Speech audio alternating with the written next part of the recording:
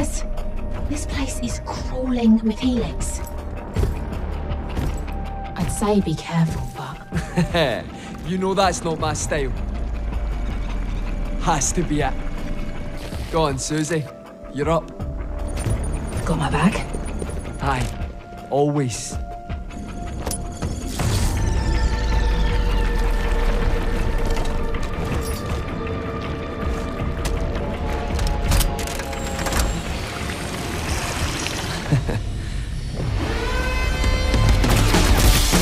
Told you we'd need extra guns!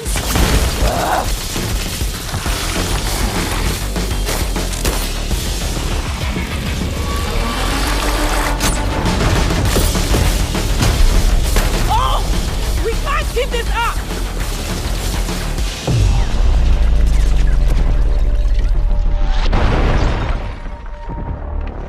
You can't, it's too unstable. We don't know what it might do to you. What I always say, Susie. If you're in it with me, You're in it for life.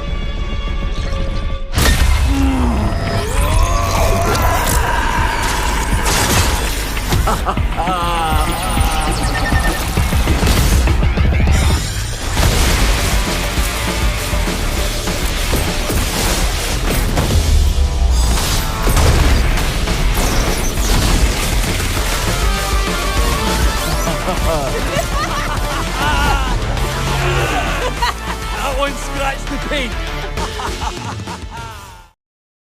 Hello and welcome to today's video. I am PopRocks and we're going to be talking about Hazard and his hero trailer, but more specifically about the abilities we can expect to see coming November 22nd to November 25th for Hazard's little playtest we'll get before he eventually releases in Season 14. Quickly, I just want to say a few things. Some people do not like the design of Hazard because he doesn't look like he fits Overwatch.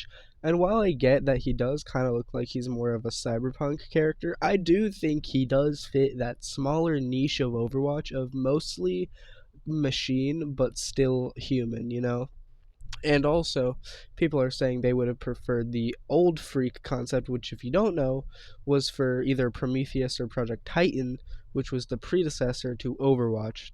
And that design is at least 10 years old, if not older. So obviously the hero would change so much to the point where it should be a new hero at that point because the times have changed with a new game, with a new format, and all these other things that have changed since before and after Overwatch 2, let alone before Overwatch. With that out of the way, let's get into my ideas for how his abilities will work. Let's start by talking about this little leap of his. Now, a lot of people are saying like, oh, that might not be an ability, that might just be hype for the trailer. But I think it is an ability because, let's be honest, if we're talking about the trailers that actually show the hero using their weapons and abilities, like Junker Queen, like Kiriko, it showed their entire kit, right? So, I'm applying the same logic here where they show his entire kit, but obviously some things will look different because of the artistic style and the way that the trailer looks. Now, there are two ways this type of ability can go. The first way is it uses the little blade there on his arm to be a Doomfist type slam. So my idea is like he'll jump up, he'll slam it, stab it into the ground, and then a bunch of little spikes will poke out of the ground like a Doomfist sort of slam. Or we could get a Winston type slam where the arm blade is nowhere to be seen, but it's actually his quick melee. You know, stuff like that I think is a good possibility. I do hope that is not like a Mauga charge slam, you know, because I want a dive tank, or at least he looks like a rush tank, so at least a rush tank with a dive ability. Just because I think we do need more divey tanks, and every tank since Overwatch 2's release has been rush, rush, rush, aside from Doomfist. So I think having one dive and a little bit of rush wouldn't kill him. For Hazard's next ability, we're going to be taking a look at his primary fire, which from my point of view and from what I've heard, everybody is agreeing it is a shotgun type weapon. And then if I slow it down right about now, we can count how many pellets there are. And from what I can tell, it is up to 10 pellets per round, but I think something more like 6 to 8 would be more accurate, because initially I counted 4 to 6, but then when I looked at that slowed down, I realized, oh, there's up to 10 in one burst. So we will see how they proceed with that round, like 10 round burst, and how much damage it'll really do. Now for his little boulder that he just produces, we'll slow it down again and see what that looks like. If you look really closely at his gun when it lights up, you can tell that he does shoot it out and then it explodes, dealing knockback to those 3 guards. So I think we're looking at a Boulder type thing where it is created cover, which is really interesting considering all of the tanks thus far. If they have things for their allies, it's usually over health, letting them self heal, and or damage reduction.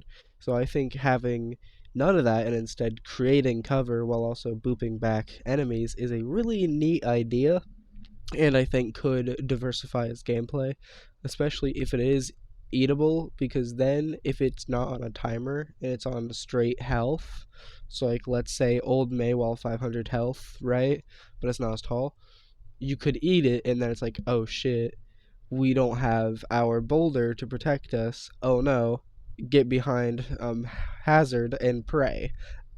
Like I think having that sort of dynamic is good, because it's like old Orisa shield where we can deploy it, but it's not on a timer, except, well, I think Orisa was on a timer. I can't remember exactly, but either way, I think this is a good modernized version if this is the case. And then finally, only what I can assume to be his ultimate ability is he rains down spikes from his back. Now, I think this could be pretty interesting and not just be like those raw damage things like we have with Junker Queen. Of course, she does have the added perk of anti-heal, but like most of them are pretty straightforward. Mauga, you just box him in. Junker Queen, you just go through him anti-heal. That's pretty cool. But then you have stuff like Orisa, which, yeah, you pull them in, but if you take away that pull, it's just damage. So, what I think could be cool is he like bursts out all these really quickly, and then it applies a minor slow and does damage per second while they're in the radius. So it is purely like a, hey, it's kind of your fault if you're in here and die, versus the tank's like broken ability or something, right?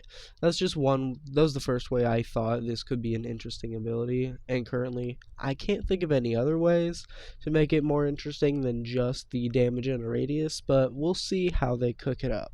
And that concludes what we saw in the trailer and what I have inferred from the trailer. But I do hold out hope that my last idea, which is a like May icicle just a little bit bigger, could be an alternate fire for his shotgun if it is the case.